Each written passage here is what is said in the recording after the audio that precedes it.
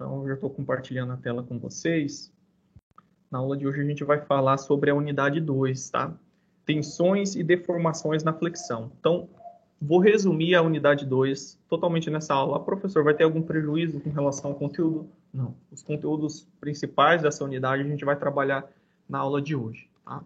Então, basicamente, a gente vai falar sobre tensões e deformações na flexão. Vocês já sabem o que é flexão, né? Mas vou retomar o tópico para vocês. Existem vários tipos de flexão, tá? Tem a flexão pura, tem a flexão simples e tem a flexão composta, que é uma combinação.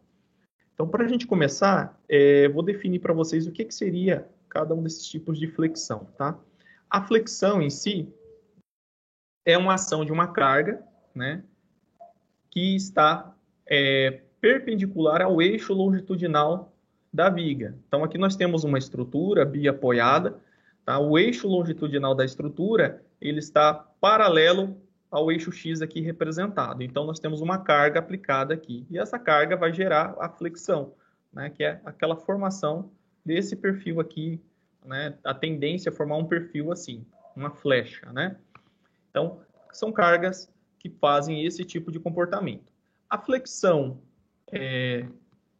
pura é aquela na qual, quando a gente analisa os diagramas dos esforços solicitantes, no caso, a gente tem o diagrama de esforço cortante, vocês viram como construir, e o diagrama de momento fletor também. Então, a gente tem toda aquela estratégia para construir. A flexão pura é aquela flexão, né?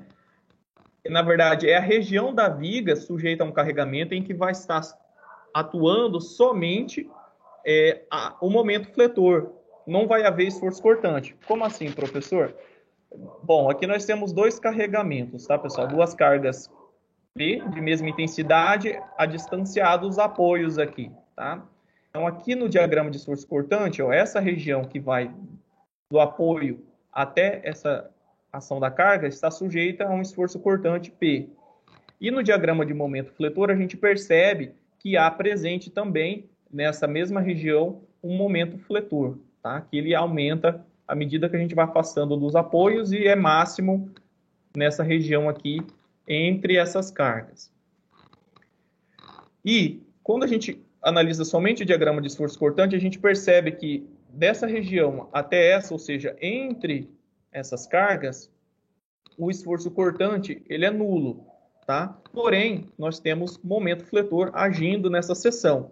Então, essa seção da estrutura, a gente diz que está sujeita à flexão pura, tá? A flexão pura é aquela, né, devido à ação de um carregamento em que não vai gerar esforço cortante na seção transversal. E, no caso, a flexão simples, que é o outro exemplo, é onde nós temos a combinação, tá? Atuam simultaneamente na seção transversal, tanto o momento fletor, como a gente percebe, assim como a força cortante. Então, nessas regiões aqui, a gente tem a ação de uma flexão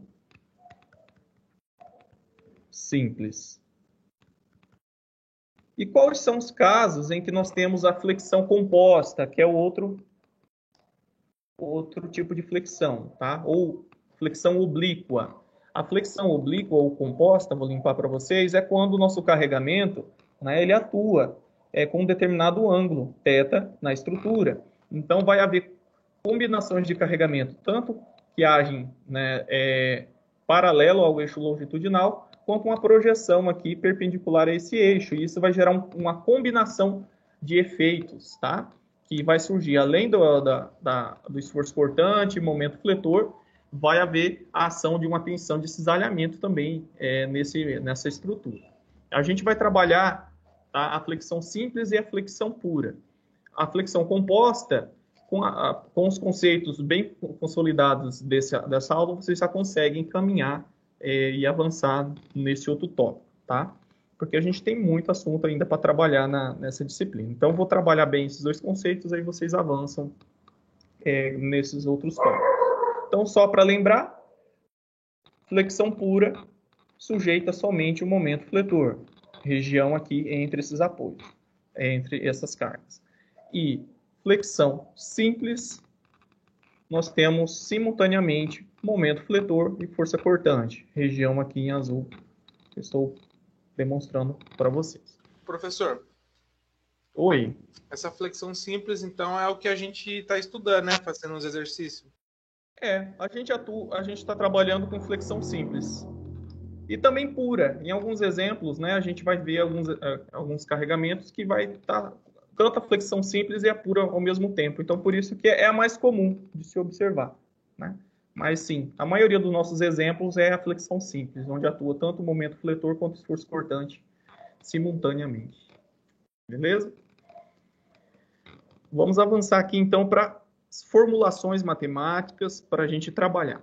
Qual que é o objetivo, né, quando a gente está trabalhando com a flexão, né? O que nós queremos no final, né? Nós queremos entender as tensões atuantes, tá? Porque quando nós trabalhamos com as tensões, a gente tem condições de fazer o que a gente quer, o dimensionamento, né? Dentro da engenharia, a gente quer dimensionar as estruturas, determinar as dimensões, ou a partir de uma determinada dimensão, entender como as tensões se comportam. Então, as hipóteses admitidas na análise da flexão visam obter as expressões que nos fornecem as tensões. Tá? Então, a gente quer obter as expressões que nos fornecem as tensões. Quais tensões? As tensões normais atuantes. Professor, como assim tensões normais, né? A gente sabe, por exemplo, aqui nós temos um exemplo de uma viga, né? E aqui nós temos uma representação dos planos que a gente vai deduzir aos poucos. Mas quais são as tensões normais atuantes numa estrutura sob flexão? Nós temos as tensões normais de compressão e as tensões normais de tração, tá? Então, há dois tipos. Então, nós queremos saber quais são as magnitudes, os valores, as intensidades dessas tensões que atuam. E, olhando esse perfil aqui de deformação de uma viga sob flexão, a gente observa que na face superior desse caso, né, as fibras, elas estão alongando ou estão encurtando? A gente observa que está acontecendo o contrário, né? Elas estão encurtando, ó. Então, as fibras, nesse caso, elas estão encurtando. Então, aqui é um surgimento de uma tensão sigma C ou tensão compressiva. E as fibras inferiores, elas estão sendo esticadas, tracionadas. Então, aqui atua tensões de tração. Em corpos cerâmicos, concreto, né, a gente percebe que quando a gente trabalha com a estrutura sujeita a um carregamento de flexão, a tendência é que as trincas iniciam-se nessa região aqui inferior, né? Por que será que trinca primeiro aqui embaixo, né, e se propaga ao longo? Porque os materiais cerâmicos são frágeis, né? Frágeis. Os materiais frágeis, eles possuem resistência mecânica à tração muito menor que a compressão. Por isso que as estruturas, né, de concreto, cerâmicas em geral, são muito boas para resistir carregamentos compressivos. E, no caso, quando a gente busca determinar os valores dessas tensões normais, a gente quer saber quais são os valores efetivos nessas regiões aqui, para saber se aquele material vai apresentar, né, resistências suficientemente altas para não propagar ou iniciar, né, uma trinca ou a fratura. Então, vamos adotar algumas hipóteses para que a gente consiga obter essas expressões. Então, a primeira hipótese, a gente diz o seguinte: as seções planas permanecem planas após a deformação. Tá? Quais seções? São essas seções aqui, perpendicular ao eixo longitudinal. Quando eu falo eixo longitudinal, é esse eixo aqui. Tá? Então, essas seções aqui vão permanecer planas, tá? Mesmo após o processo de deformação, que é o que está acontecendo aqui embaixo. A gente observa que elas continuam sendo planas. Professor, qual é o exemplo que isso aqui não se tornaria mais plano?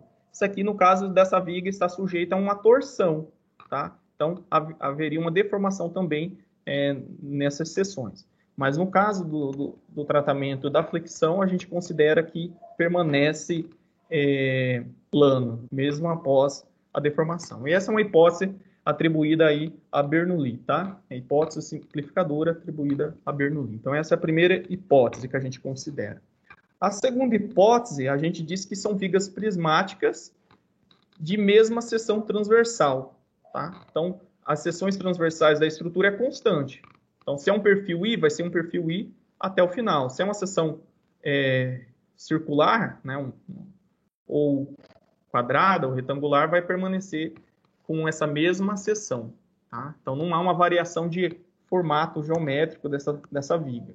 Outra coisa, admite que o material obedeça à lei de Hooke e que os módulos de elasticidade, atração e a compressão, tá, são iguais. Pessoal, alguém lembra o que a lei de Hooke nos fala? Alguém pode me responder essa pergunta? Professor, bem vagamente, viu? Não vou saber te dizer, não. Está um pouquinho baixo seu microfone. Só vagamente. A gente lembra do semestre passado, mas eu não vou saber te dizer, não. Tá. Então, só para refrescar a memória, a lei de Hooke, né, ela fala o seguinte. Para a gente voltar à lei de Hooke, eu vou refrescar a memória de vocês nesse velho diagrama tensão-deformação aqui. Então, aqui no eixo Y são as tensões e aqui em X as deformações, no caso. Tá?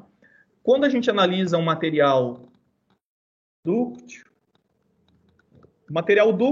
só para relembrar vocês, são materiais nos quais apresentam grandes deformações antes de se romper. O material frágil ele não vai apresentar deformações plásticas, ele apenas apresenta deformações elásticas. Então, vamos começar aqui, material frágil.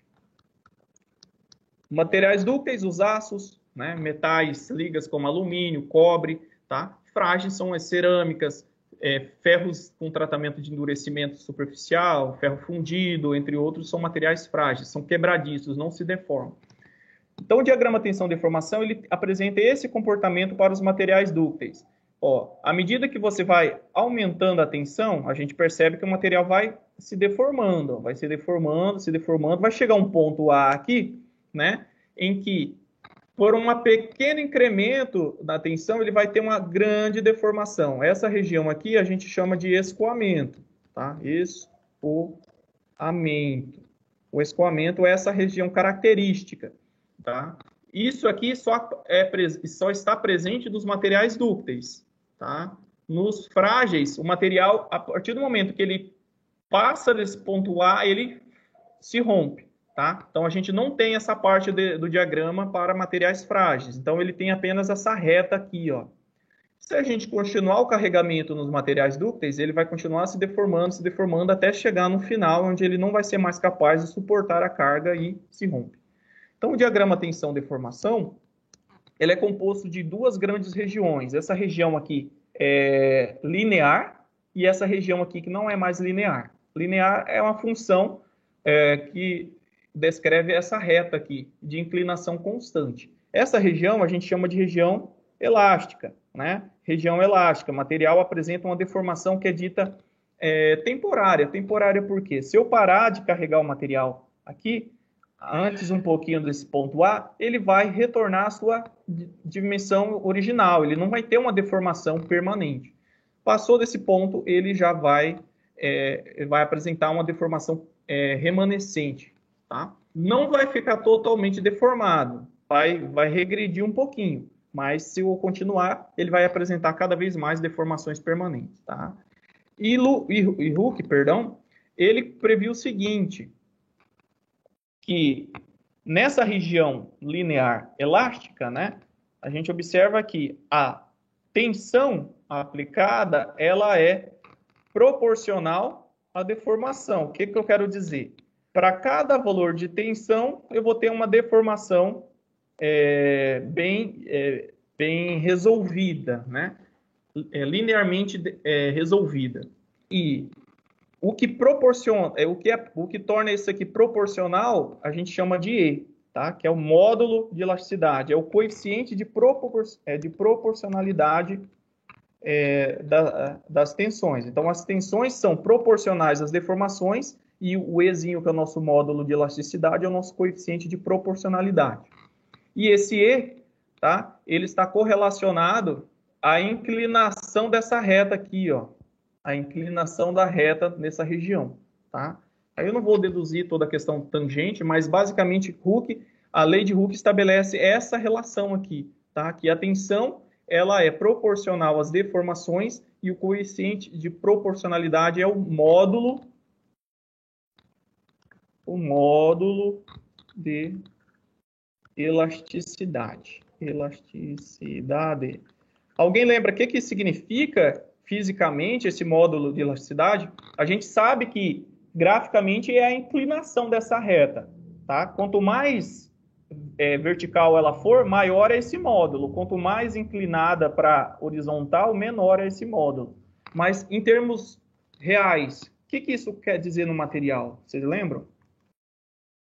É isso que vai determinar se o material é frágil ou dúctil? Não. O material ele vai ser dito frágil ou dúctil de acordo com as deformações que ele apresenta na ruptura. Se ele apresenta deformação plástica na ruptura, ele é um material dito dúctil. Se ele não apresenta deformação plástica, ele é frágil. Tá? O módulo de elasticidade ele está associado à resistência à deformação, ou a gente pode dizer a rigidez. É uma medida de rigidez. Tá? Quanto mais rígido é o material, quer dizer o seguinte, que essa reta aqui ela tende a ser mais íngreme. Aí vocês observam o seguinte, ó, o material ele resiste a uma elevada tensão e apresenta pouca deformação. Tá? Ele pode apresentar deformação plástica também, mas o material ele é extremamente rígido, ó, ele se deforma pouco. Então é uma medida de rigidez. Materiais com elevada resistência mecânica, né, eles tendem a apresentar uma tensão extremamente alta e um módulo de elasticidade alto. Os aços, esse valor está em torno de 210 gigapascais. O alumínio, que é menos rígido que os aços, em torno de 70 gigapascais. Tá? Uma medida, que é uma coisa importante falar, que o módulo de elasticidade é uma propriedade, tá? É uma propriedade do material também, tá? Está associado às ligações interatômicas, tá? Então, por exemplo, você pode pegar aços de diferentes composições que o módulo de elasticidade vai variar muito pouco, tá? Então, o módulo de elasticidade, ele não é uma propriedade, como posso dizer, uma propriedade plástica, é uma propriedade elástica do material. Então, está associada às interações átomo a átomo. Então, se eu inserir um elemento de liga, fazer um tratamento térmico, deformar mecanicamente, eu não vou modificar essas ligações átomo a átomo. É uma propriedade. Então, por isso que todos os aços tendem a ter valores de módulo de elasticidade em torno de 210 e todas as ligas de alumínio em torno de 70. Isso vocês podem pesquisar e vocês vão observar. Todos os catálogos vão informar basicamente valores muito próximos, porque é uma propriedade elástica. Para eu mudar esse valor de um material para o outro, eu precisaria mudar a interação átomo a átomo, tá? Mas, de forma geral, o que eu quero que vocês entendam é que Hooke diz que os módulos de elasticidade, né, obedecem a proporcionalidade entre tensão e deformação quando o material está sujeito, né, a um carregamento na região elástica. Isso vale tanto para materiais frágeis quanto para materiais dúcteis. A partir do momento que a gente ultrapassa esse ponto, a gente vai obter um módulo de elasticidade que a gente vai ver pontual, tá? Para aquele valor de tensão e para aquele valor de deformação, ele vai ser único, vai ser diferente. Por quê? O conceito de módulo de elasticidade está associado à inclinação da reta tangente. Se vocês observarem, a reta tangente a essa região elástica, ela tem uma inclinação θ, ela é constante. Se eu quero saber o módulo de elasticidade na região plástica, a gente observa que a nossa reta ela vai mudar de inclinação a cada ponto, tá? Então, a gente precisa fazer a derivada, né, da função no ponto que a gente quer. Aí extrapola bastante o que a gente quer falar, mas eu vou ter oportunidade de trabalhar com vocês isso mais à frente.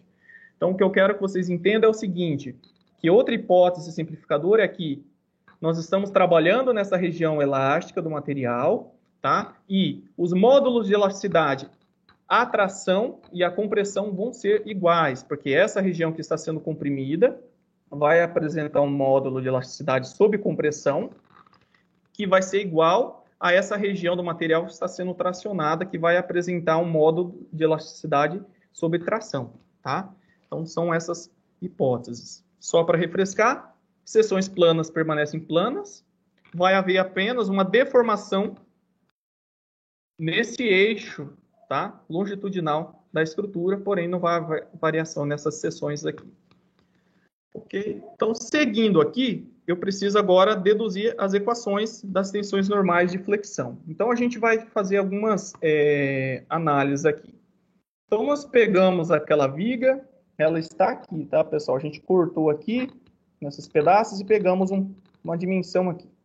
E nós estamos analisando duas seções dessa viga. Uma seção chamada MN, tá? E uma seção PQ, aqui. Cuja linha central, tá? Ela está representada aqui por essa linha tracejada aqui. Vou voltar aqui só para falar com vocês. Eu acabei não falando. O que seria essa linha aqui que se deforma, não é?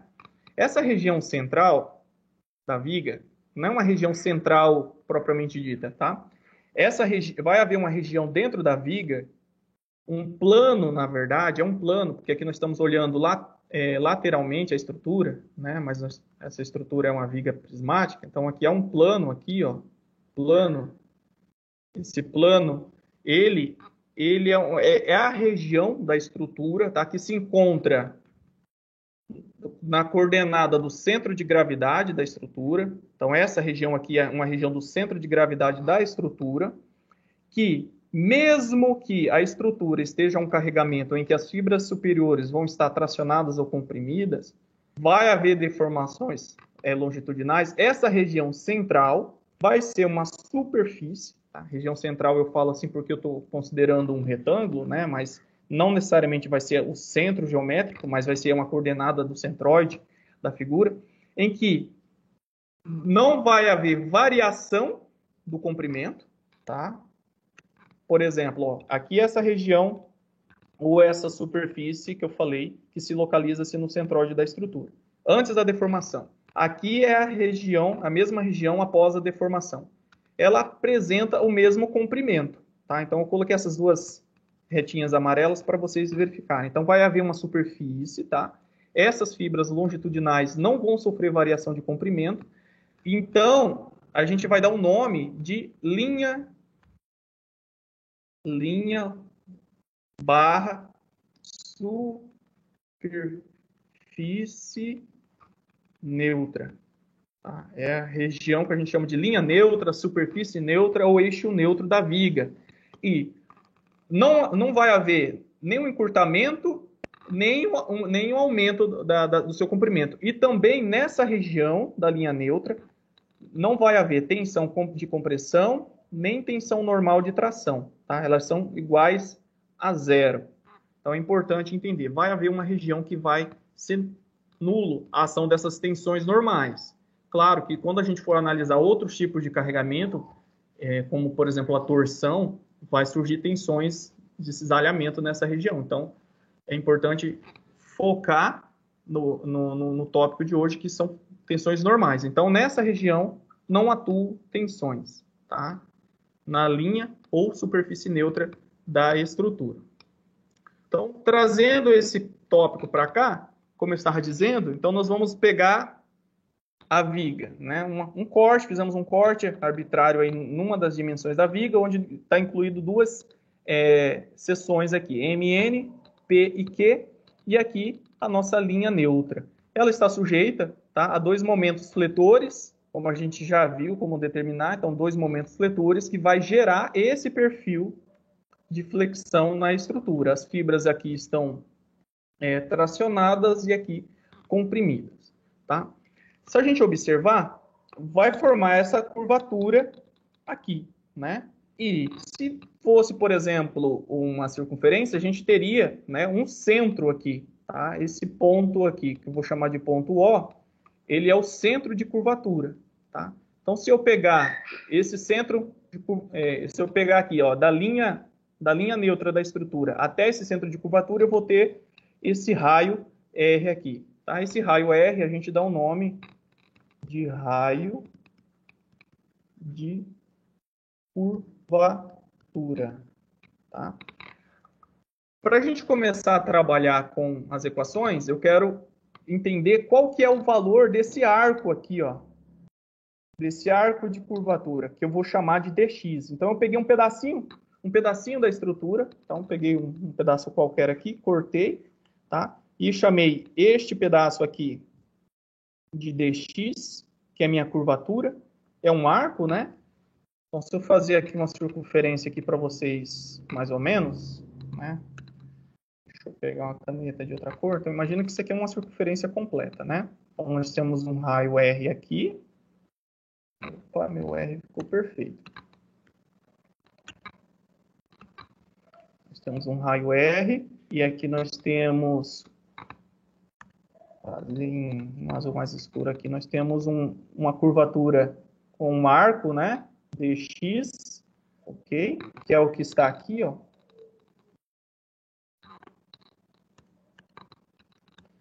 E esse dx está entre M e P, entre essas duas seções, tá?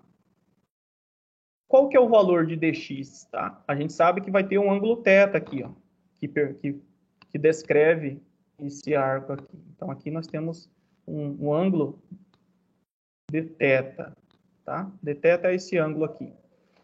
Lá da trigonometria, a gente sabe o seguinte, que o raio de curvatura, ou seja, esse raio que descreve essa circunferência, vezes o ângulo que a gente está percorrendo aqui, ó, daqui para cá, vezes θ é igual o meu dx. Então, esse arco de curvatura, geometricamente falando, ele é igual a esse raio de curvatura vezes o dθ, que é o ângulo que eu estou analisando aqui. Ok? Vamos fazer um algebrismo aqui para isolar os termos. Então, a gente sabe que aqui, ó, todo número ele é multiplicado por 1 aqui, né? 1 dx. Então, vou colocar esse 1 aqui só para a gente conseguir enxergar bem. Então, se eu fazer o seguinte, deixar o dθ aqui sozinho. Vou deixar o dθ aqui e vou passar o dx para cá dividindo. Vai ficar o meu 1 aqui por outro lado e esse r vai vir para cá dividindo. Então, nós temos aqui uma relação, tá? Uma relação que a gente vai utilizar mais à frente, tá?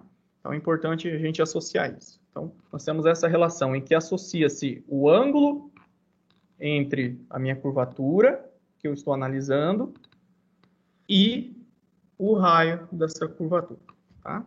Então, a gente vai fazer agora uma nova simplificação, tá? A gente vai considerar uma deformação bem pequena, ou seja, a gente vai pegar um pedacinho bem pequenininho aqui, infinitesimal, um dx mesmo, lá do cálculo, né? Dx é uma dimensão tão pequena quanto a gente queira, que pode tender a zero.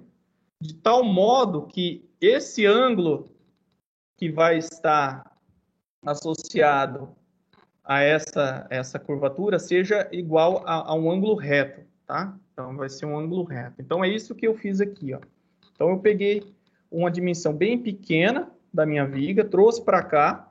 Aqui está o meu centro, né? E aqui meu raio de curvatura. E esse ângulo R aqui, com a minha dimensão da viga, ele vai formar um ângulo de 90 graus aqui. Então, aqui está a nossa viga. Continua aqui. A linha neutra está aqui, tá? E a gente percebe que a deformação sofrida nessa região aqui foi tão pequena que ela se aproxima de uma reta, tá? Então, por isso que a gente não acaba enxergando essa curva aqui, porque aqui a gente pegou uma região bem grande, tá? Para a gente poder trabalhar com a nossa análise. Então, a gente observa o seguinte, ó, se eu pegar do centro aqui da minha curvatura até a minha linha neutra, eu vou ter essa hipotenusa aqui, tá? E se eu prolongar este raio aqui, né, até a região que passa na superfície inferior da minha viga, eu vou ter essa outra hipotenusa aqui, bem pequenininha, né? E nós vamos observar que vai formar dois triângulos, ó. Nós vamos ter esse triângulo aqui superior. Deixa eu tentar pintar aqui ele. Opa, ficou ruim demais. Mas nós temos dois triângulos. Nós temos esse triângulo aqui maior daqui de cima. E nós temos um triângulo bem pequenininho aqui embaixo, ó. Dois triângulos. Um aqui. É ruim desenhar aqui, pessoal. Vocês não sabem o quanto. Mas é dois triângulos. Se vocês não conseguirem enxergar, nós temos um triângulo um aqui e um triângulo outro aqui. Tá? Nós temos dois triângulos. Aí nós vamos obter outra relação que vai nos orientar nas equações a seguir. Então, o que a gente tem aqui? Bom, nós temos a viga que tem dimensão S, tá? Que é essa parte aqui. E nós temos, da linha neutra até essa superfície inferior, nós temos essa dimensão y aqui, que eu chamei de altura y. E essa dimensão aqui, ó, que é essa prolongação desse meu raio, eu vou chamar de ds. E esse ds é uma deformação, tá? É uma deformação que a nossa estrutura sofre, tá? É um prolongamento, né, dessas fibras inferiores aqui, que a gente percebe que elas aumentam e as superiores diminuem. Como nós temos dois triângulos, ó, essa dimensão aqui chama ds e essa altura aqui chama y. Para o caso do triângulo superior, essa dimensão aqui vai chamar s e essa altura é o nosso raio de curvatura. Existe um conceito geométrico que é de semelhança de triângulos. Opa, meu triângulo aqui. Triângulo. A semelhança de triângulo diz o seguinte, ó. Se eu dividir esse meu cateto por essa altura aqui, eu vou ter um número que vai ser equivalente a essa mesma razão, ó. Ou seja, a mesma razão da divisão entre essa dimensão S aqui e essa altura aqui. Então, ó, eu consigo fazer essa relação. Ó. Se eu dividir ds por y, cateto oposto pelo cateto adjacente, eu vou ter um número que vai ser igual, por semelhança de triângulos, porque eles são obtidos pela mesma... eu esqueci o termo mais adequado de dizer, mas eles são obtidos pela mesma linha de formação, vamos assim dizer, né? Por essa mesma reta que forma essa hipotenusa. Então, eu posso dizer que ds sobre y vai ser igual a S sobre R. Tá? S sobre R. O que eu tenho aqui, matematicamente falando, é a semelhança de triângulos. Mas para nós, aqui da engenharia, isso quer dizer que nós acabamos de obter uma relação que nos dá a deformação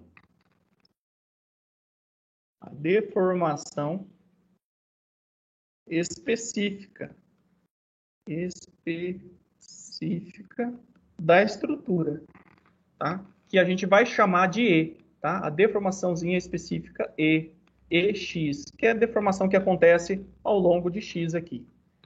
Que, graficamente falando, é essa deformação que aparece no diagrama tensão-deformação, é a deformação específica. A deformação específica é a deformação que o corpo sofreu dividido pelo seu comprimento total.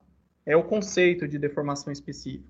É o que aparece aqui, ó, matematicamente. É a deformação que o corpo sofreu, anteriormente falando, né, pela sua dimensão, tá? É uma razão. Então, a deformação específica ela é uma medida,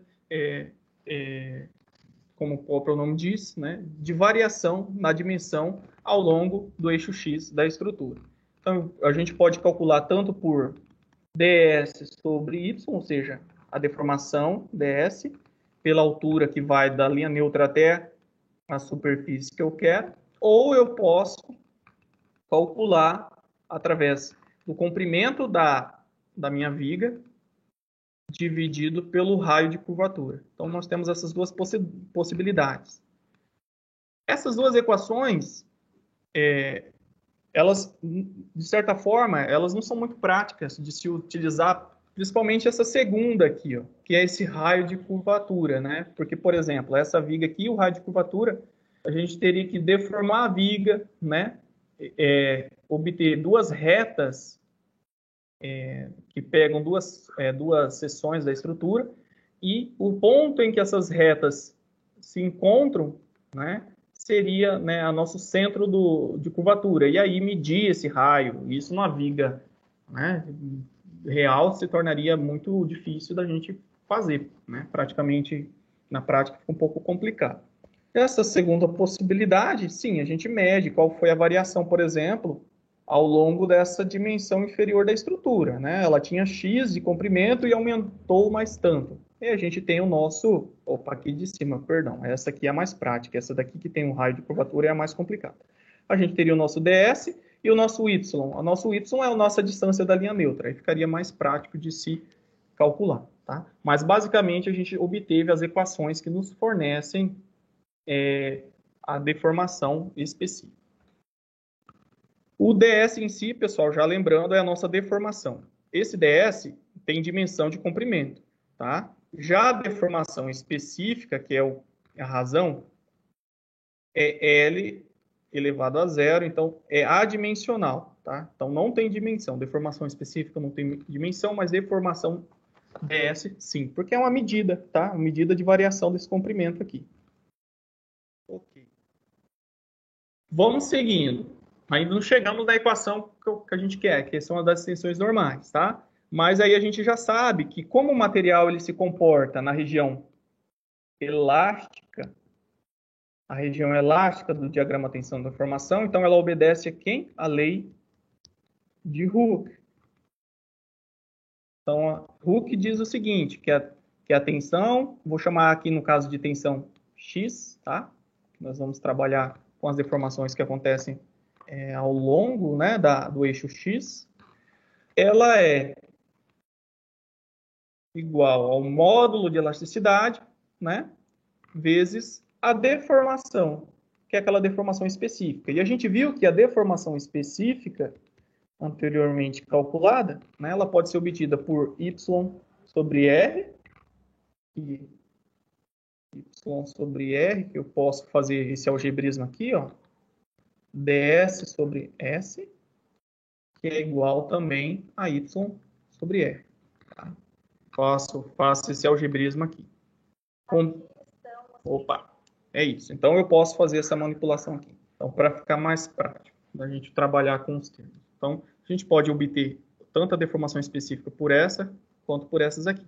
Então, eu vou transferir esse termo para cá. Então, a deformação específica é essa distância da linha neutra até a superfície que eu quero e o raio de curvatura.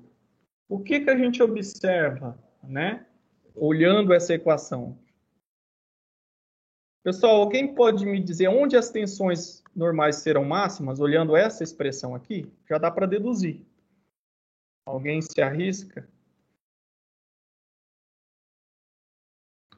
Onde nós vamos ter a tensão máxima normal na estrutura, olhando essa equação? Nós temos aqui a tensão, ela é proporcional ao módulo de elasticidade, que é uma característica física do material, e é diretamente proporcional a y, diretamente, ou seja, à medida que y aumenta, a minha tensão aumenta. Então, y é essa distância aqui, ó. Então, a gente observa que as tensões normais serão máximas quanto mais longe dessa linha neutra for. À medida que eu aproximo da linha neutra, a minha tensão normal, devido à flexão, ela diminui, tá? Então, olhando isso numa forma gráfica, a gente tem isso aqui, ó. A equação anterior, ela fala isso. As tensões σx é proporcional a y sobre r, tá? Então, o nosso y está aqui, essa distância, tá? Que, se a gente observar, ó, ela é zero, o y é zero aqui no centro, ó, ou seja, na linha neutra, e o y vai aumentando e a gente observa que as tensões vão aumentando, representado por esses vetorezinhos aqui, tá?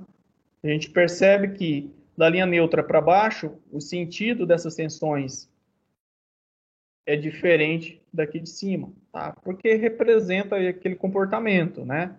As tensões, ora ela é negativa, ora ela é positiva, dependendo do tipo de esforço que a estrutura está sofrendo. Positivo, a gente diz que é compressão, na verdade é compressiva, é negativa, as tensões negativas, e trativas quando as tensões são positivas.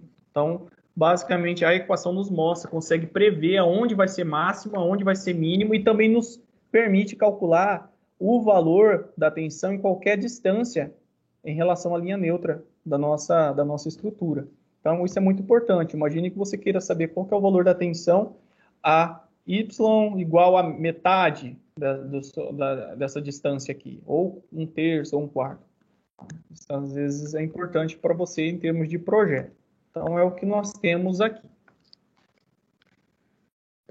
Temos possibilidades de trabalhar numa equação melhor, porque, como eu disse para vocês, o raio de curvatura ele não é uma coisa muito prática da gente estar utilizando. Tá? Então, existe uma possibilidade que é pegar um elemento infinitesimal de área, dA, aqui da seção. Então, nós estamos imaginando que nós estamos olhando agora a viga de frente. Tá? Estamos olhando aqui de frente. Então, aqui nós vamos pegar um elemento infinitesimal de área dA, qualquer, que é o que está representado aqui, que está, a linha neutra passa por aqui, ó. Então, está uma distância y da linha neutra. Linha neutra, a viga continua para cá, ó. Vai atuar nessa seção transversal que tipo de esforço? Né? Porque nós estamos preocupados com os esforços normais, né? A gente percebe que não há força normal atuando aqui nessa seção. Tá? Não há força normal atuando nessa seção. O que é tensão, tá, pessoal? A tensão, de forma geral, é uma força sobre uma área. Nesse caso, nós estamos trabalhando com uma tensão σx e uma área dA. Como não há força normal agindo aqui, não há uma força F normal essa seção, então essa tensão atuante aqui vai ser nula, tá? Mas tudo bem, vamos fazer as deduções aqui de forma mais rápida possível. Então, qual que é o valor da força que atua ali? A força F é igual a sigma x dA. E se eu quero saber qual que é a força normal que atua em toda essa seção aqui? Aí eu tenho que fazer a integral, né? Tenho que integrar essa função aqui. Eu sei que a integral de sigma x dA pode ser reescrita, né, usando a lei de Hooke aqui de cima. Sigma x eu posso chamar de E vezes y sobre R vezes dA. E eu sei que, né, como não há força normal atuando, isso aqui vai ser igual a zero. Aí eu posso fazer uma nova jogada que eu sei que... O que é constante, né, nessa equação? Né? É constante o meu raio de curvatura, né, e o meu módulo de elasticidade. O y é variável, porque vai depender da distância que eu quero em relação à linha neutra. Então, vindo para cá, eu posso reescrever essa equação da seguinte forma, né? Posso pôr esses termos que são constantes para fora da integral. Vai ficar E sobre R é igual à integral de y dA igual a zero. Então, o que a gente tem aqui? Para essa expressão ser igual a zero, o meu módulo de elasticidade não pode ser zero, né? Porque é uma propriedade do material. E a gente sabe que o raio de curvatura não pode ser zero também. Então, o termo que para que isso aqui seja igual a zero tem que ser o nosso y, né, dA. A integral de y dA tem que ser igual a zero. Então, eu sei que a integral de y dA é igual a zero. Então, isso aqui é válido, né, para vigas sobre flexão pura, né? O que a gente observa aqui, né, que no caso, a gente já viu essa dedução bem no início do semestre, tá? A integral de YdA, ela equivale, isso aqui equivale ao nosso, alguém lembra? O que é isso aqui? A distância vezes a área. Vocês lembram, pessoal? Ninguém lembra, né? Tá todo mundo dormindo aí. Nada, professor, que é muito conceito para lembrar assim. Pois é. Mas isso aqui, pessoal, é o momento estático, tá? Então, o momento estático é nulo. O momento estático é nulo na flexão pura, tá? Então, isso significa o seguinte, tá? Se o momento estático é igual a zero, então significa que o eixo neutro, que é essa dedução, por que ele passa pela linha neutra? O nosso eixo neutro passa pelo centro de gravidade, tá? É isso. Essa dedução nos demonstra matematicamente por que o eixo neutro passa pelo nosso CG da figura, tá? Eu vou avançar, não vou trabalhar mais matematicamente na equação, mas basicamente, se a gente continuar trabalhando na equação, a gente vai chegar na expressão seguinte, tá, pessoal?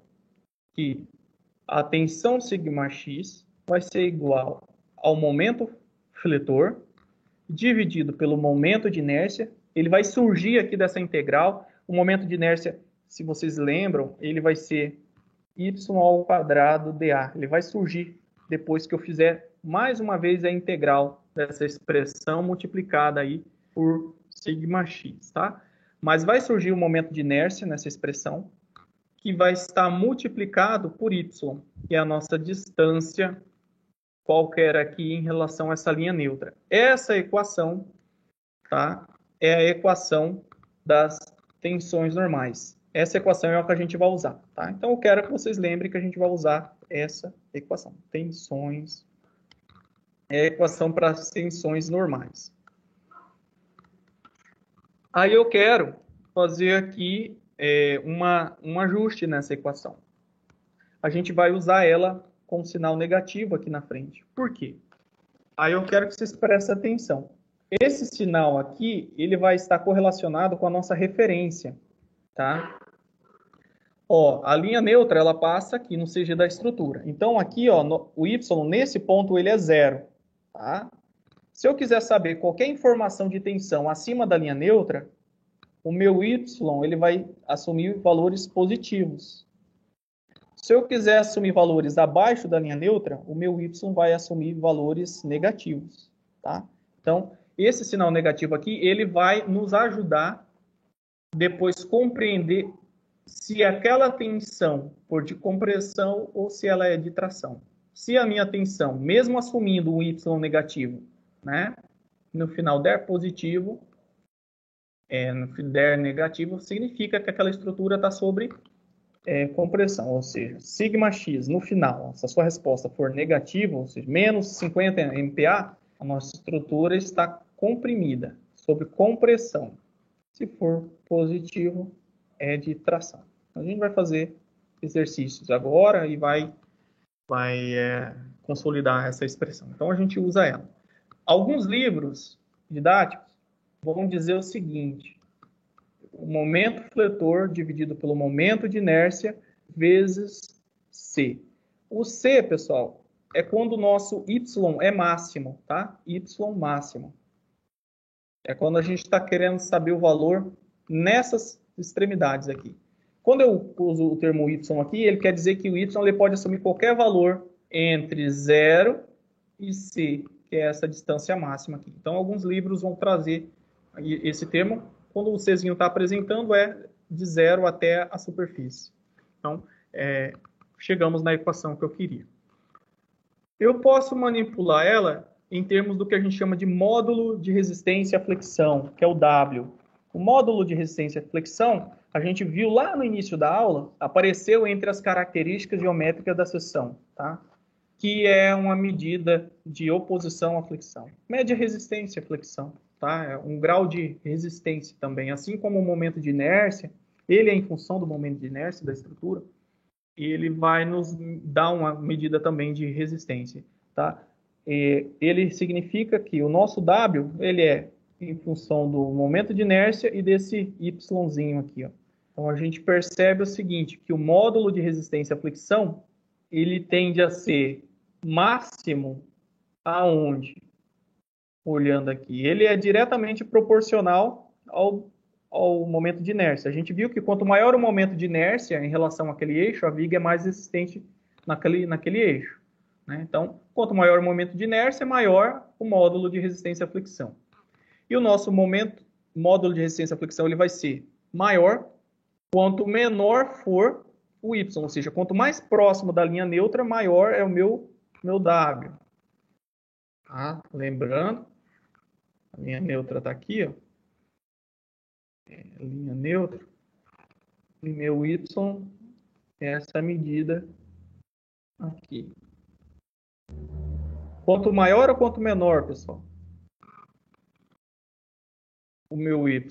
Se vocês olharem matematicamente, para esse aqui ser grande, ó, eu tenho que dividir por um número pequeno aqui, ó.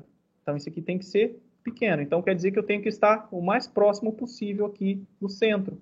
Até então, que no centro, ou seja, na linha neutra, eu tenho tensões normais nulas. Tá? Então, o módulo de resistência à flexão é a razão entre o momento de inércia e essa distância da linha neutra. Aí eu posso usar a equação anterior, sigma x é igual a m dividido por i vezes y. A gente observa que na equação anterior, a gente vê y sobre i, né? E o w é i sobre y. Então, eu posso reescrever a minha equação anterior em função do meu módulo de resistência à flexão, que é outra equação que vocês vão encontrar. Lembrando que tem o nosso menos aqui. Tá? O nosso menos, então isso aqui pode ser reescrito como m sobre w. São outras equações que vocês vão encontrar aí na prática profissional de vocês. O método vai ser a última dedução matemática da noite. Tá? Então, eu vou trazer aqui alguns valores, algumas expressões que nos dão já o valor de W para algumas figuras conhecidas. Tá? Então, como a gente viu que ele é em função do momento de inércia, então, manipulando a equação, por exemplo, para seções aqui retangulares, a gente vai ter que o nosso módulo de resistência à flexão vai ser base vezes a altura ao quadrado dividido por 6. A nossa base vai ser o que está alinhada com x, tá? E a nossa altura, h aqui, que está alinhada com o eixo y. Tá? Se isso aqui estiver deitado, isso aqui vai ser o nosso h e o meu y vai ser o b, tá? Então, é só para vocês não ficarem cegos e usarem a equação olhando apenas para as letras que estão aqui. Então, se isso deitar, aqui vai passar a CB e isso aqui vai passar, né, a CH. E no caso de uma seção circular, o W vai ser π, diâmetro ao cubo, sobre 32. Não decorei, tá, pessoal, esses valores aqui. Isso aqui eu tenho uma colinha aqui, senão não tem como ficar lembrando dessas coisas de cor.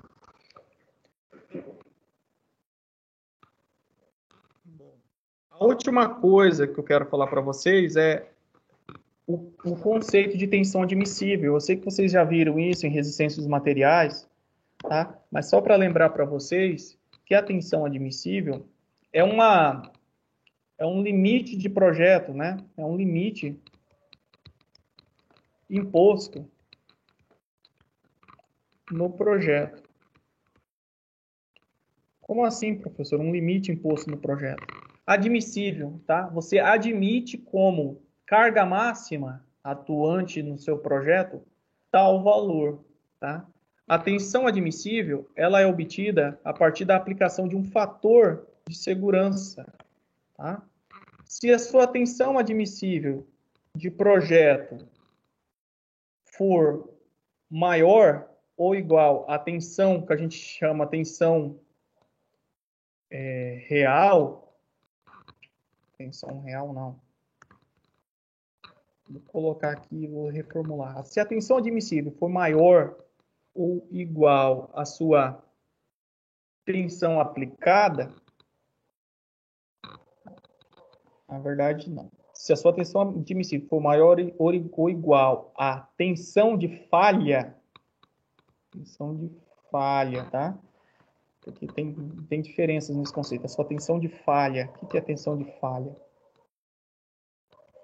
É aquela na qual é maior que a resistência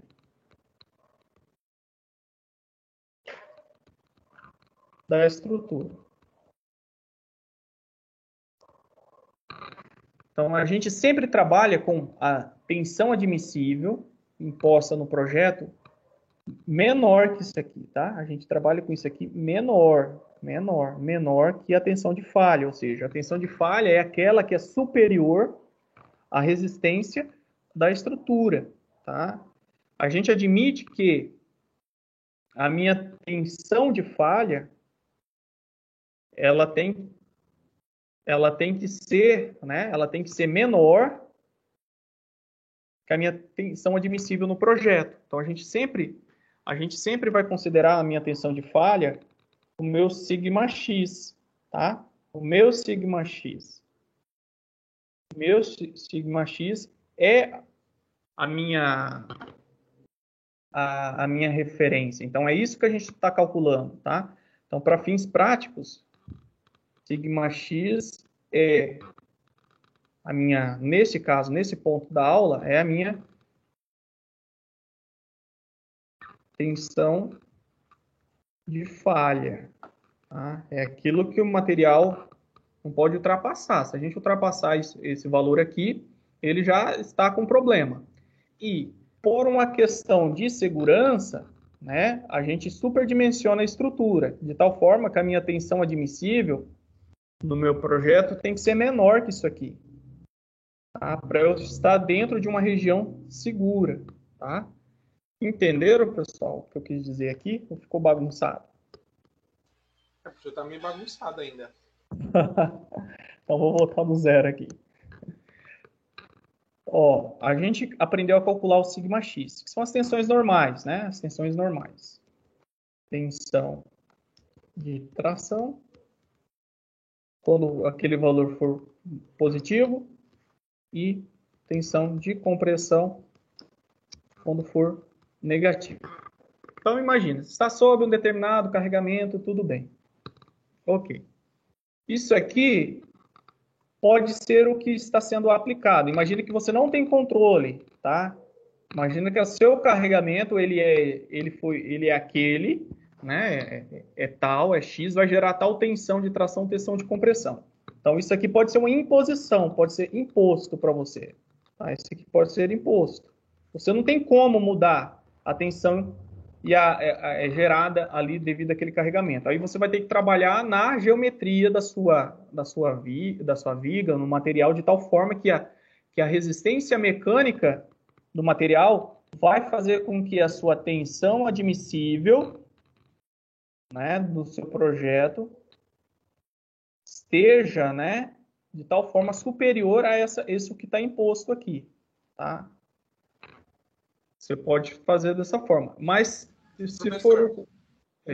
Essa tensão admissível seria a tensão máxima do projeto? Não, não é a tensão máxima. É uma tensão... Imagina que você tem uma balança, né? Uma balança. O fabricante fala que essa balança é até 100 quilos. Você não pode colocar mais do que 100 quilogramas ali. Isso aqui é a sua carga, né, admissível. Tá? É sua carga admissível. Só que você projetou a balança para resistir até 180 quilos. Tá? Por que você não coloca na especificação que é para 180 quilos? Porque você tem aplicado aqui um fator de segurança. Tá? O fator de segurança ele visa proteger a sua estrutura, seu equipamento contra usos indevidos, sobrecargas, ou simplesmente porque você tem fatores humanos envolvidos, como, por exemplo, um elevador, os cabos de aço de um elevador. Tem fator de segurança extremamente alto, 11, 12, ou seja, se tiver ele tem capacidade de carregar, por exemplo, 10 vezes mais aquilo que especifica na plaquinha. Tá? Então, a sua carga admissível é a carga de serviço, vamos assim dizer. Tá? Não necessariamente aquilo lá é a sua carga de falha. Tá? A carga admissível, por uma questão de segurança, ela não pode ser igual à sua carga máxima do projeto, com o seu equipamento, sua estrutura suporta. Porque aí você vai estar entregando ao acaso. Pode haver que alguém utilize mal, sobrecarrega aquela estrutura e você, como projetou para trabalhar na linha, né, no limite, você acaba, às vezes, na verdade, como tem muitas incertezas, né, envolvidas no projeto, a gente sempre projeta a estrutura para resistir um pouco a mais e admite no uso, né, um valor X que é abaixo do que realmente a estrutura resista, tá? Então, o que eu quero dizer é o seguinte, que a tensão admissível é igual à sua tensão X, que é seu sigma X, dividido por um fator de segurança qualquer, tá? Então, é isso. Se isso aqui for 100 MPa, e você diz que não, eu quero que a minha estrutura esteja em serviço com 50% da capacidade máxima que ela queira. Então, eu vou aplicar aqui um fator de segurança de 2. Então, a minha tensão admissível de serviço vai ser 50 MPa. É isso que vai estar sendo admitido, né? Admissível para uso. Ah, professor, e esse fator de segurança, se eu colocou 2 porque o senhor quis? Muitas vezes sim, por experiência prática, né, daquele tipo de estrutura, material, fornecedor, ambiente, ou não, você pode ser orientado a aplicar fatores de segurança conforme normas técnicas.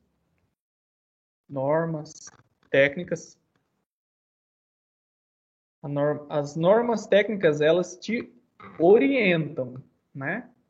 Mas pode haver lei, né? Algumas leis também que fixam isso, ou pode ser também por, como eu citei, por experiência. Pode ser também por guias de boas práticas. Então, tudo isso vai orientar a deduzir esse fator de segurança. A gente vai ver também que existem teorias que no caso teorias científicas, né, que faz toda uma análise matemática, né, estatística daquele tipo de problema para você saber qual que é esse fator de segurança. Mas basicamente quando a gente vai trabalhar no dimensionamento, primeiro a gente obtém isso aqui, ó. A gente tenta prever de forma mais certa possível, deixa eu pegar isso aqui, mais certa possível, qual que é a tensão submetida. Tensão que a estrutura está submetida. Se isso aqui não é do seu controle, aí a gente vai ter que trabalhar na outra ponta, né? Por exemplo, imagina que a tensão é em função do carregamento. Se você não tem controle do seu carregamento, ele é aquele e a tensão vai ser aquela, a gente sabe que tensão é força sobre área. Se isso aqui é restrito, é imposto, está em amarelo, você vai ter que trabalhar no quê? Na sua área. Vai mexer no quê? Na geometria. Tá? Então, são variáveis. Então, você como engenheiro, ora vai ter possibilidade de mexer na geometria, ora você vai ter possibilidade de mexer nessa variável aqui, que é a tensão. A tensão pode ser mudando o carregamento que está sujeito, né? Diminuindo esse carregamento, ou mexendo no material. Porque o material ele tem uma resistência. Então, a sua tensão admissível, ela pode ser em função tanto da carga aplicada, né? Ou ela pode ser também em função da resistência do material. Tá? Então, são vários fatores. Vamos fazer problemas, pessoal, usando esse conceito. Eu só trouxe aqui, antes de falar de dimensionamento, porque isso aqui vai sempre aparecer nos projetos, tá? Então, quando a gente vai trabalhar com dimensionamento, a gente precisa saber qual que é as tensões, mas também a gente tem que entender o fator segurança que está envolvido, tá? Então, vamos aplicar os conceitos da aula de hoje nesse problema, para que a gente consiga consolidar o assunto. Então, eu trouxe esse probleminha aqui. Nós temos uma figura, tá? A figura aqui é uma viga biapoiada, está sujeita a uma carga P de 20 kN, e o material da viga, né, ele possui uma tensão admissível de 5 kN por centímetros quadrados. Não, sabendo que a tensão admissível do material da viga utilizado é de 5 kN por centímetro quadrado. É uma viga de seção retangular, aqui está na imagem, ó, cuja dimensão B é 5 centímetros, ou seja, a sua largura, e ele quer que a gente calcule essa altura aqui, ó, que ele deu nome de H, que está aqui representado aqui ao lado. Vocês, como engenheiros, o que teriam que fazer para saber qual seria essa altura H da viga, sabendo que a largura dela já está fixada? Mas você sabe que este é o carregamento, né? Então, a primeira coisa a se fazer é determinar os esforços solicitantes da viga, ou seja, o diagrama de esforço cortante para saber como que esse esforço cortante atua, né, ao longo da estrutura, e o momento fletor. Então, nesse problema aqui, já supõe que vocês já saibam calcular esse diagrama. Então, isso aqui foi mostrado. Então, foi feito os cortes, né, nas dois cortes, ó. Aqui nós temos um apoio, vai ter uma reação de apoio, aqui outra. Então, sempre que há mudança, a gente faz um corte da seção, calcula o esforço cortante e o momento fletor para aquela seção. Mudou o carregamento, outro corte. Aí nós temos o esforço cortante e o momento fletor. Para esse tipo de carregamento, a gente vai ter esses dois diagramas aqui. O primeiro, né, a gente percebe que no apoio A vai ter uma reação de 8 kN, e aqui nós observamos que vai ser igual ao esforço cortante, ele é constante, né, porque não há mudança de carregamento até o ponto C, então vai ser 8 kN até aqui, aí chega aqui nós temos uma carga concentrada de 20 kN. Então aqui vai haver uma mudança na magnitude, né? Então aqui o esforço cortante que era 8, ele cai para menos 12, ó. Se você somar 8 com 12 vai dar 20, que é o valor da carga concentrada, e ele é constante até o apoio. Então, essa é a informação.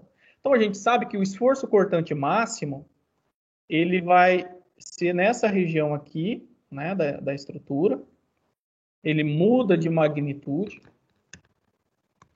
e o momento fletor, ele se comporta dessa forma, ele é nulo, né, nos apoios e máximo também aonde está concentrada essa carga, e já foi calculado, e é igual a 24 kN por metro. Vocês podem, como atividade, exercício, reproduzir isso aqui e tentar chegar nesses diagramas, tá? Mas vamos focar, supondo que vocês já saibam obter. Só para a gente focar no assunto de hoje. Então, ele quer dimensionar essa estrutura. Então, ele fixou o seguinte, que a tensão admissível do material é de 5 kN por centímetro quadrado. O que isso quer dizer, pessoal?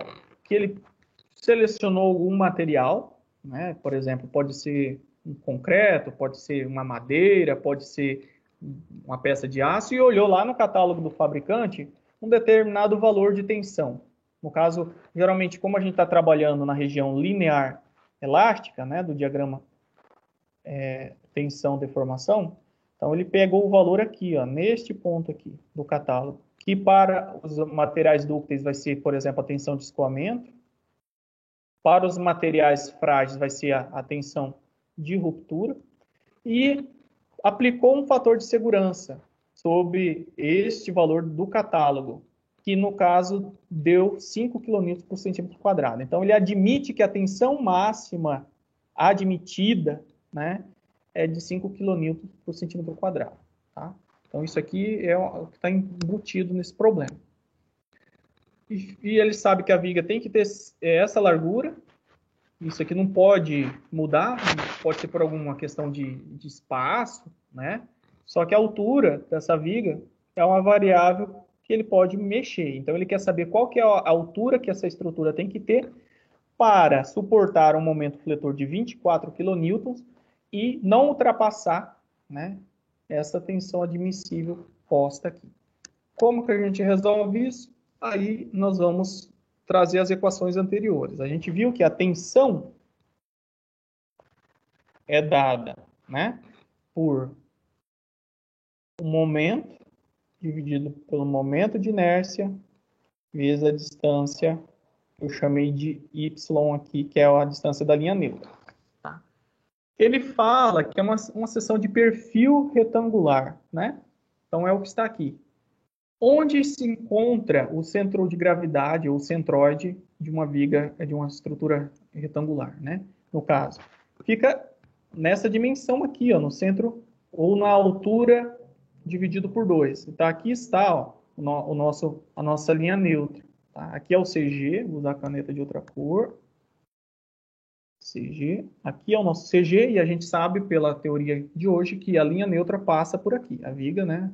Só para vocês enxergarem, ela tem continuidade para cá. Então, é aqui a nossa linha neutra. Então, a dimensão que eu chamo de Y aqui é a distância que eu vou usar aqui, tá? É a distância que vai da linha neutra até essa parte inferior, que no caso é a metade da altura, tá? H sobre 2, que ele chamou essa dimensão H sobre 2, que é o que ele quer, né? Então, eu vou usar essa equação manipulando os termos que eu possuo para encontrar o H.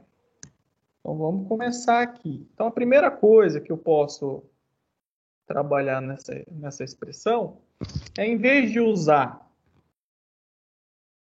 isso aqui da forma aqui, eu vou usar a equação que eu trabalhei com vocês anteriormente, tá?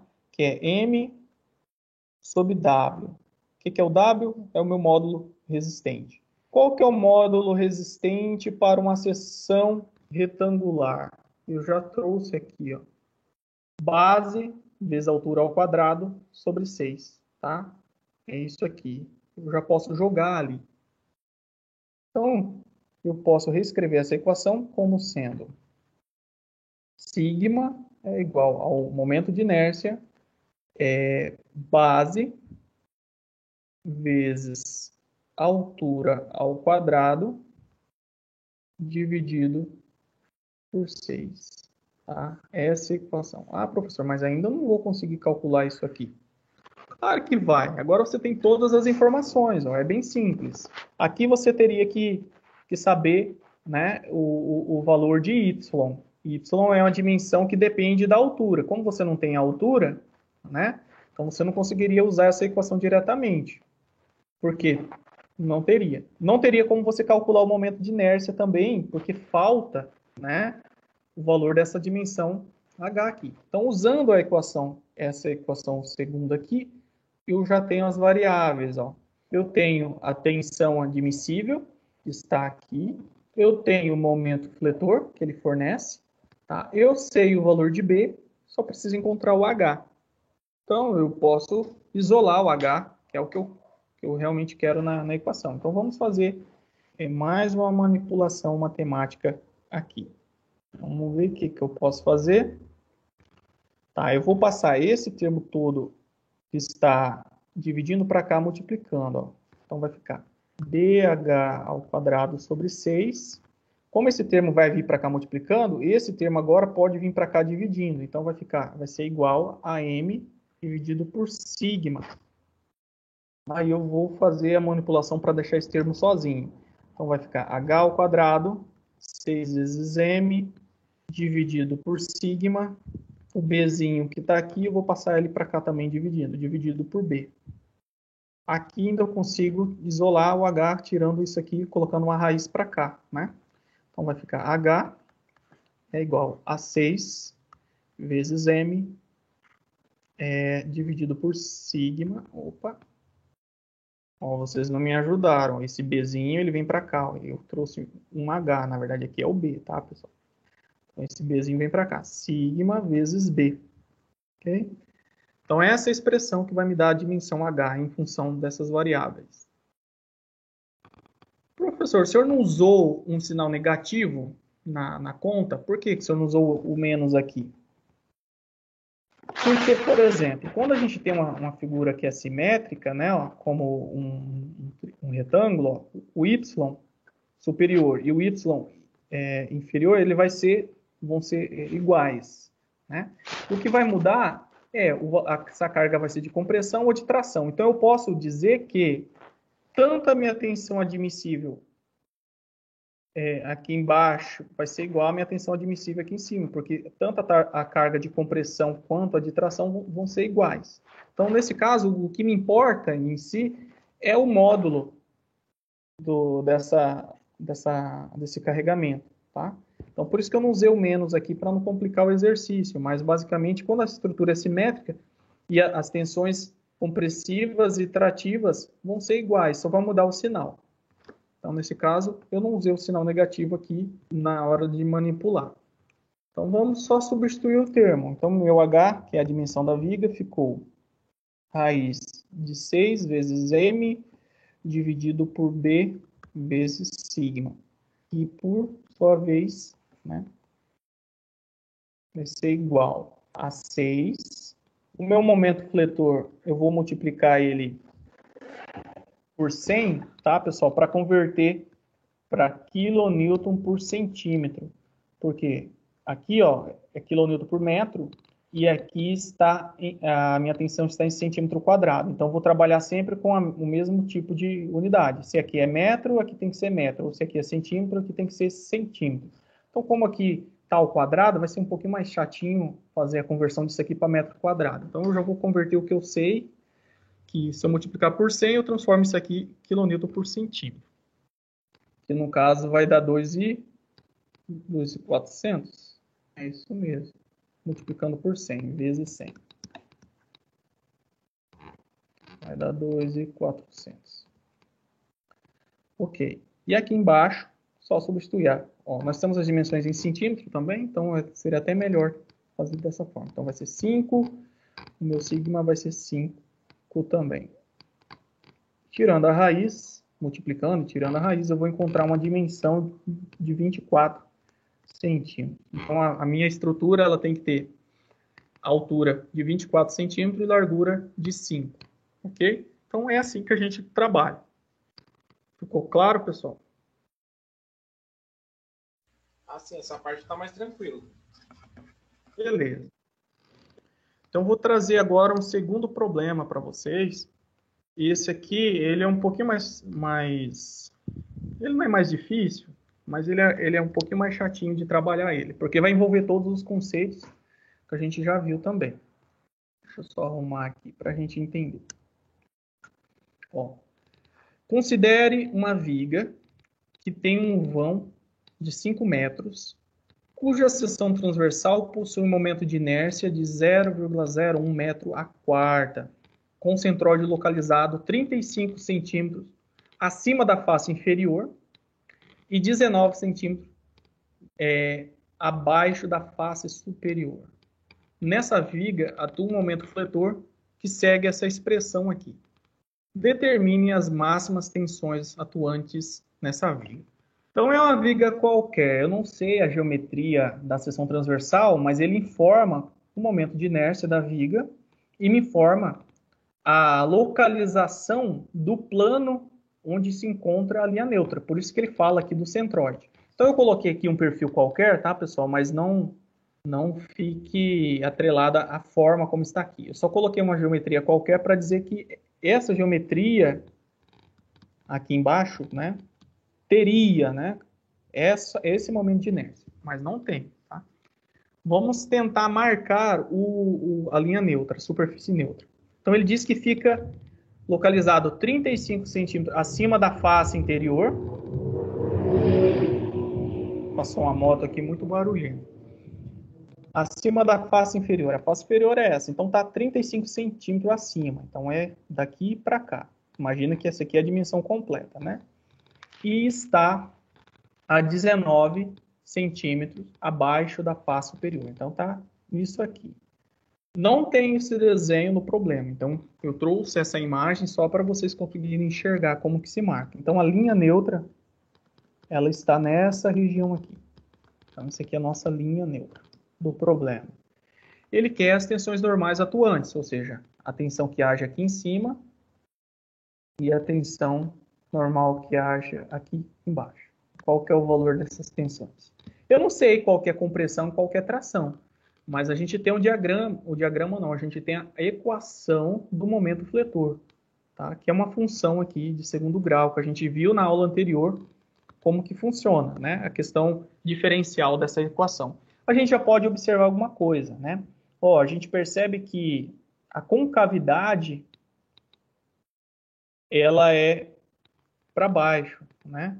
Que o nosso coeficiente angular aqui, ó, ele é negativo, tá? Então isso aqui diz que é uma concavidade para baixo essa função. Se a concavidade da função, bom, isso aqui é o que a função diz.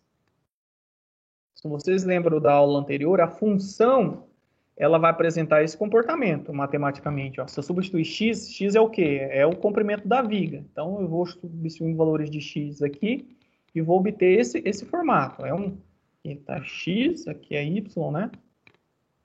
Que é os valores de x. Então, a função do momento fletor ela tem esse perfil. Por convenção, a gente diz que os momentos fletores positivos, eles ficam, né, na hora que a gente vai plotar o diagrama de momento fletor, os valores positivos eles ficam aqui embaixo, né, do eixo. Então, a função ela está invertida em relação ao diagrama. Então, se a gente fosse plotar o diagrama, ele teria esse formato. Ele apresenta identicamente o comportamento da função, só que está invertido, tá? Então, esse aqui é o nosso diagrama de momento fletor. Tá? Se vocês ficarem em dúvida, reveja a aula anterior ou pergunte aqui algum ponto que ficou em dúvida. A função ela é invertida em relação ao diagrama, tá? Ela descreve o mesmo comportamento, só que contrário. Então a gente observa esse perfil. Por que eu sei que é uma parábola de concavidade para baixo? É uma parábola porque é grau 2, né? De concavidade para baixo porque o coeficiente angular ele é negativo. Falei isso na aula anterior. Então eu já trouxe essa função aqui.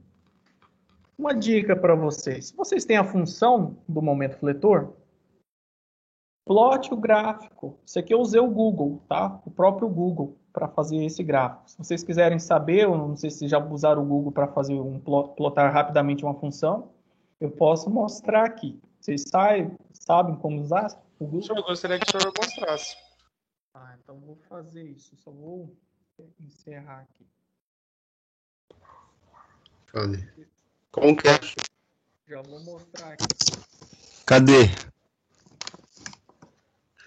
Senta aí. Vou Compartilhar aqui com vocês. Só abrir aqui.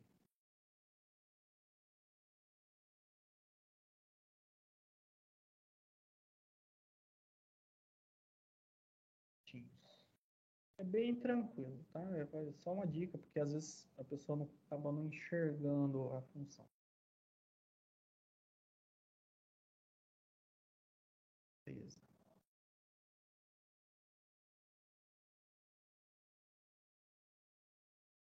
Compartilhar a tela.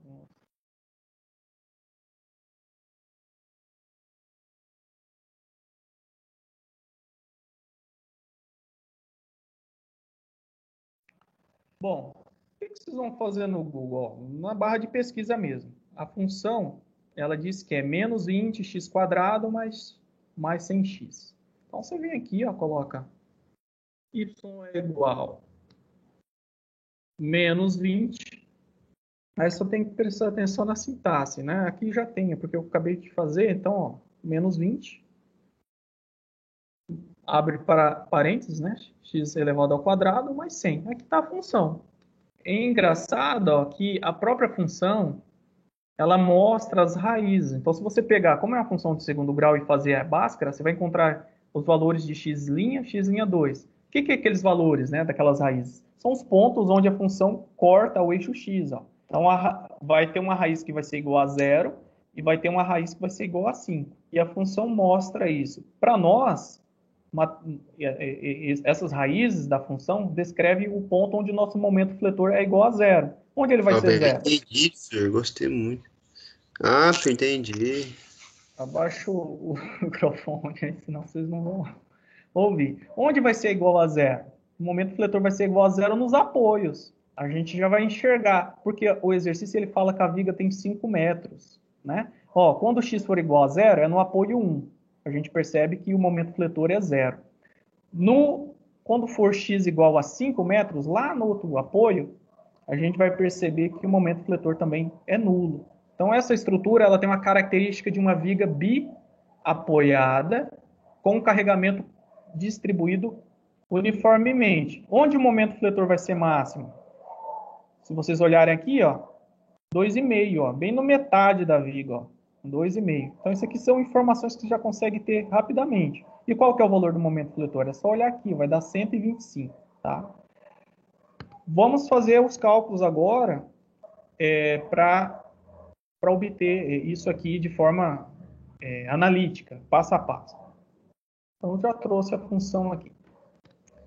Então, o primeiro passo para vocês resolverem o problema era tentar plotar esse momento fletor aqui e resolver, entender o problema. Mas a gente já consegue enxergar. A função de segundo grau, pessoal, é parábola, tá? Mas beleza. Vamos determinar as máximas tensões normais atuantes nessa viga aqui. Qual que é o primeiro passo? Lembrar da equação, né? A gente tem que ver a equação que a gente usa. Qual que é a equação para as tensões normais sob flexão? Sigma x é igual a menos m dividido pelo momento de inércia vezes y. O que nós precisamos encontrar aqui? O valor do momento, né? Qual que é o valor do momento que ele vai querer? Ele quer saber máximo. Então, onde é o momento máximo? Onde tiver o momento máximo, a gente tem as máximas tensões normais, porque é diretamente proporcional. Ó. Onde tiver o maior momento, vai ter a maior tensão normal. Então, a gente tem que saber o momento máximo. Eu já dei o spoiler para vocês mostrando a função, que o momento máximo ó, vai ser esse valor, vai ser quando nós estivermos no meio do vão, 2,5, né? E ele vai valer 125. Mas se eu não tivesse esse gráfico, como que eu faria, né? Então, essa é a segunda parte do exercício. Então, primeira coisa da aula anterior. Onde o momento fletor é máximo, pessoal? Vocês lembram da aula anterior? Lá da parte de equações diferenciais que eu falei, eu sei o seguinte, pessoal, ó, a partir da equação do momento fletor, eu consigo encontrar o esforço cortante, tá? Vx, ele é igual à primeira derivada do momento fletor em relação a x. Então, se eu derivar essa função uma vez, eu vou encontrar o meu esforço cortante, tá? E, conceitualmente, eu sei o seguinte, que o meu momento fletor ele vai ser máximo na onde eu tiver um esforço cortante igual a zero, tá? O que representa isso? Onde o meu esforço cortante é igual a zero? Só basta eu olhar, tá? Ó, eu sei que se eu derivar o momento fletor, eu encontro o esforço cortante. Aí vem um avanço do cálculo. O que é a derivada, pessoal? Derivada é a inclinação da reta tangente àquele ponto. Eu sei, então, que o meu esforço cortante vai ser nulo quando essa derivada aqui for igual a zero. O que significa a derivada igual a zero? Quer dizer que ela é uma reta sem nenhuma inclinação. Onde a minha reta não vai ter nenhuma inclinação nesse gráfico? É nesse ponto aqui, ó. Aqui ela tem inclinação, eu tenho esforço cortante. Chega aqui, dm dx é igual a zero. Então, aqui é onde o meu esforço cortante é igual a zero. E, por sua vez, nós temos o quê? O meu m máximo. Então, esse é o conceito de cálculo que vocês precisam relembrar para usar esse princípio. Então, primeira coisa, para eu saber o valor do meu momento máximo, sem ter a função, eu derivo a função do momento fletor, eu vou encontrar a equação do esforço cortante igual a zero. Então, qual que é a derivada dessa função aqui, ó? Lembrando lá do cálculo, né? Regra do tombo, né? Então, vai ficar menos 40 vezes x mais 100. Isso aqui é igual a v. Isso aqui é a função, pessoal. E se eu pegar isso aqui e jogar lá no Google, ele vai me dar o quê? Vocês lembram? O que vai te dar isso aqui? Uma reta, né? Ó, a gente tem uma equação de primeiro grau, cuja inclinação é decrescente, ó, porque o meu coeficiente angular aqui é negativo. Então, vai ser uma reta que vai tender esse comportamento. Ó. Se eu plotar graficamente, eu vou ter isso aqui, ó, o diagrama do esforço cortante. Tem uma inclinação constante, vai chegar um ponto aqui que vai ser zero, vai ser nulo, e vai ter um ponto que ele vai inverter de valor, vai ser negativo, uma hora vai ser positivo. Onde ele vai ser nulo? É onde eu quero saber qual que é o valor de x que ele vai ser nulo para eu encontrar o momento. Então, basta igualar isso aqui a zero, que é onde eu quero saber onde o meu momento é máximo. Então, para o meu esforço cortante ser igual a zero, quanto que tem que ser x? Então, vai ser menos 40 vezes x mais 100 é igual a zero. Eu deixo o x sozinho, vou passar esse 100 para cá, vai ficar menos 100. Esse 40, esse sinal de menos fica aqui, esse 40 vem para cá, vai dar menos 2,5. Como tem um menos aqui e vou ter um menos aqui, isso aqui vai ficar mais, ou seja, 2,5. Então, no vão, né, lá na dimensão 2,5 da minha viga. Eu vou ter o esforço cortante zero e vou ter o meu momento máximo. Aí, eu jogando esse valor de 2,5 na minha função aqui, eu sei o valor do meu momento máximo. Tá? E, praticamente, vai ser, né, 2,5 aqui, menos 20 vezes 2,5 ao quadrado, mais 100 vezes 2,5. Isso aqui vai resultar 125 kN. 125 kN por metro. Esse é o valor. Que bate também com o gráfico, né? Ó, tá? Porque uma coisa conversa com a outra. Tudo é matemática, né? Na engenharia. Só que tem coisas que têm conceitos físicos envolvidos, né? Então, eu sei o meu momento máximo, agora eu tenho condições de calcular as máximas tensões normais do meu problema. Aplico na fórmula, tá? Se eu quiser saber qual que é o momento máximo na fibra inferior, eu vou pegar, né? Vamos começar das fibras. Vamos começar de cima, né? Porque não faz diferença, mas a gente começa. Acho que é mais intuitivo começar sabendo aqui de cima. Então, tem o seguinte, ó. A minha tensão máxima na fibra superior, vou colocar sup, vai ser igual a menos o meu momento máximo, que eu acabei de calcular, dividido pelo meu momento de inércia, vezes esse y aqui, que eu vou chamar de y superior. Vezes y superior. Lembrando que tudo que está para cima dessa dimensão vai ser positivo. Então, esse 19 é positivo. E esse 35 vai ser negativo na hora que eu substituir. Então, a minha tensão máxima na superfície inferior da viga vai ser menos, né, o meu momento máximo, que eu acabei de calcular, dividido pelo momento de inércia, menos minha dimensão inferior. Então, vou substituir já os termos que eu tenho. Qual que é o meu momento máximo?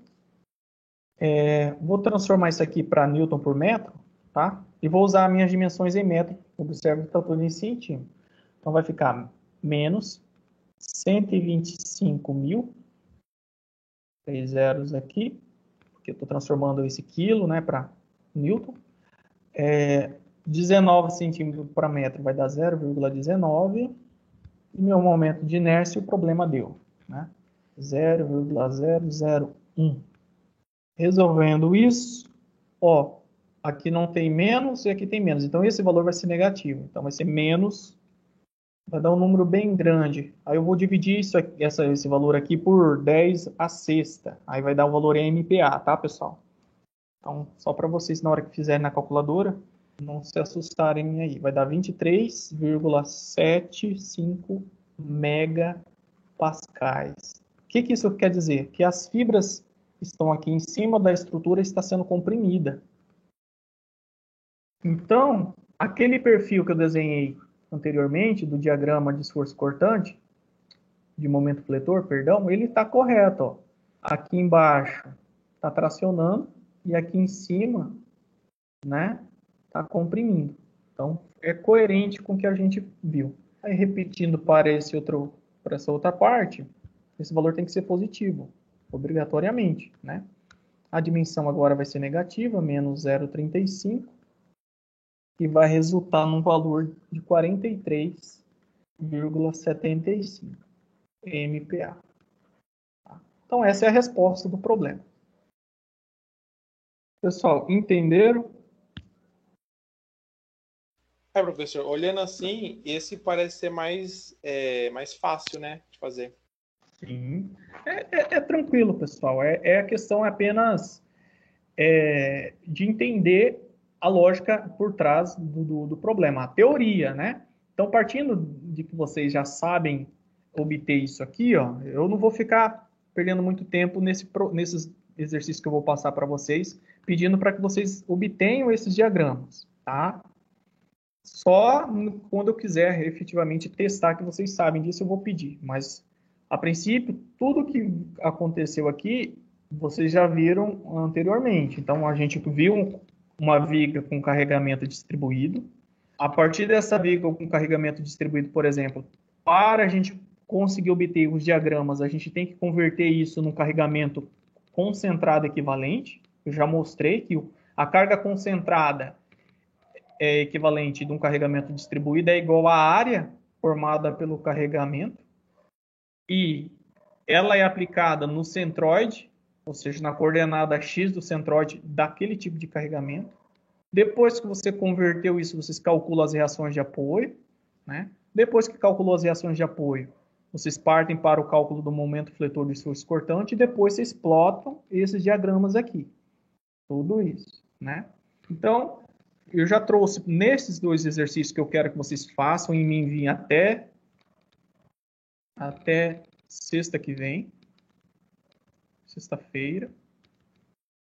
Vale nota, tá? Vale pontuação. Eu não lembro quanto que eu dei de ponto na primeira atividade.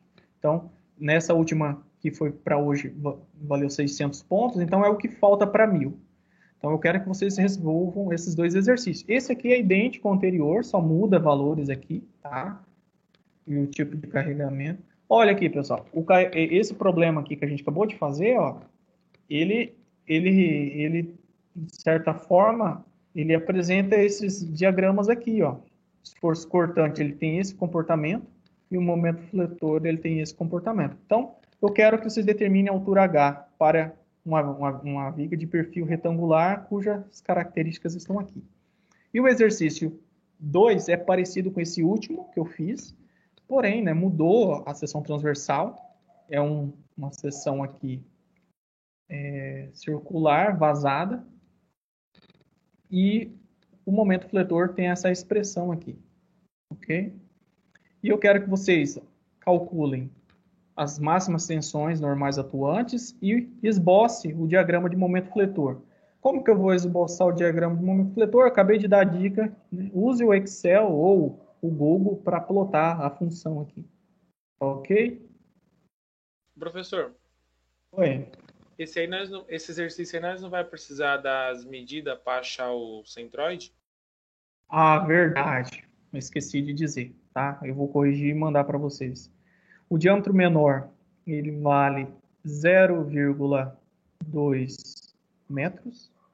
E o diâmetro maior vale 0,6 metros. Tá? Então, aqui vocês vão precisar, claro, além de calcular o momento de inércia, vai ter que calcular as coordenadas x e y do centro de gravidade da estrutura.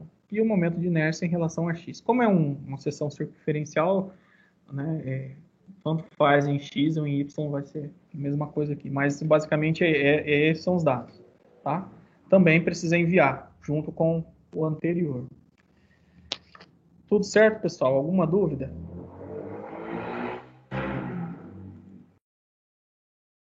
Vou interromper aqui o carregamento. Carregamento não, a gravação, só para se a gente for tirar do